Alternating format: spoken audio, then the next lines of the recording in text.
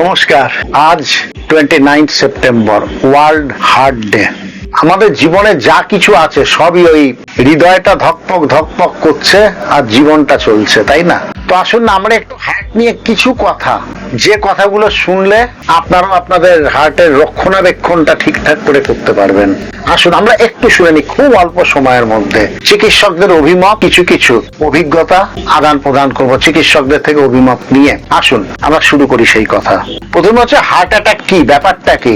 Heart attack হচ্ছে আমার রক্তে রক্ত সরবরাহটা হঠাৎ বন্ধ হয়ে গেলেই আমার হার্ট অ্যাটাক হবে। আচ্ছা আপনি ধরুন আপনার ওই পাইপ লাইন, জল আসছে, পাইপ লাইনের যদি খুব একটা মাটির একটা লেয়ার পড়ে যায় পাইপ লাইনের ভেতরে, তাহলে জলের প্রবাহটা কমে যাবে, আস্তে আস্তে বন্ধ হয়ে যেতে পারে জলের প্রবাহ, অর্থাৎ যদি ওর ভেতরে পড়ে। একইভাবে আমাদের যে রক্ত সরবরাহ করা যে ধমনী, দূষিত রক্ত বা শুদ্ধ রক্ত, শিরা, তো তার মধ্যে যদি আমাদের হাই কোলেস্ট্রল বা ট্রাইগ্লিসারাইডের একটা আস্তরণ পড়ে, কোনো কিছু নিকোটিন অর্থাৎ এই যে তামাক সেবন, তামাকের আস্তরণ পড়লো, তাহলে ভেতরে যদি কোনো কিছু বা আনস্যাচুরেটেড ফ্যাট তার যদি পড়লো, তাহলে ওই রক্ত সরবরাহটা ব্যাহত হবে। তাহলে আমাদের কাজটা কি? আমাদের কাজ হচ্ছে যে শিরা, ধমনী, এগুলোকে আমি কতটা পরিশুদ্ধ রাখতে পারবো। এবার আপনি পরিশুদ্ধ, এটা তো কোনো ড্রেনেজ সিস্টেম নেই যে ড্রেনেজ কিছু দিয়ে ওটাকে পরিশুদ্ধ রাখবে।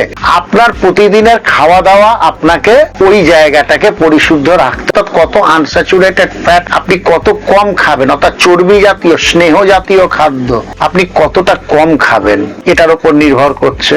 আচ্ছা আপনার যদি ট্রাইগ্লিসারাইড বাড়ে, ওই একই ব্যাপার, স্নেহ জাতীয় খাদ্য আপনাকে অনেকই কম পরিমাণে খেতে হবে। তাহলে এক কথায় আমাদের হচ্ছে ওভার ফ্যাট, তারপরে খুব পাকা মাছ, হাই প্রোটিন, এগুলোকে একটা বয়সের সাথে সাথে অ্যাভয়েড করাটা ভালো। চর্বি প্রচুর চর্বি আলা মাংস, রেড মিট। তো আমার ওই রক্ত সরবরাহে যা ধমনী, শিরা আছে সেগুলোকে যতটা পরিষ্কার রাখা যায়, আর এটা পরিষ্কার রাখতে গেলে আপনার খাদ্যাভ্যাস সঠিক করতে হবে, আর রক্ত সরবরাহ যাতে বন্ধ না হয়, রক্ত সরবরাহ যাতে থেকে যায় তার ব্যবস্থা করতে হবে বিভিন্ন ডায়েটিং এর মধ্যে দিয়ে। এবার আমাদের হার্ট অ্যাটাক নানা ভাবে হচ্ছে, কি হচ্ছে। আচ্ছা হার্ট অ্যাটাকটা আপনি বুঝবেন কি করে বলুন তো? যে হার্ট অ্যাটাক হয়েছে, বুকের বাঁদিকে ব্যথা, আমরা জানি ব্যথাটা না একদম হাত দিয়ে নামতে নামতে বুড়ো আঙুল অব্দি ব্যথাটা নামবে।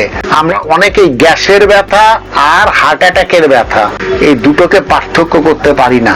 অনেক ক্ষেত্রে হার্ট অ্যাটাকের ব্যথাকে আমরা গ্যাসের ব্যথা ভেবে ছেড়ে দিই, আবার অনেক ক্ষেত্রে গ্যাসের ব্যথাটাকে আবার হার্ট অ্যাটাকের ব্যথা ভাবি। সুতরাং হার্ট অ্যাটাকের ব্যথা মানেই বাঁদিক দিয়ে চিকিৎসকদের যে অভিমত নামবে বুড়ো আঙুল অব্দি, চোয়াল, মাড়ি, এগুলোকে একদম টেনে ধরবে। এটাই হচ্ছে শতকরা 80% ক্ষেত্রে এটাই ঘটবে। কিন্তু যারা হাই ডায়াবেটিক বা যারা হাইপার টেনশন অর্থাৎ হাই প্রেশার, তাদের ক্ষেত্রে কিন্তু এরকম ইন্ডিকেশন নাও দেখা যেতে পারে, কোনো ইন্ডিকেশন ছাড়াই তার হার্ট অ্যাটাক হয়ে যেতে পারে।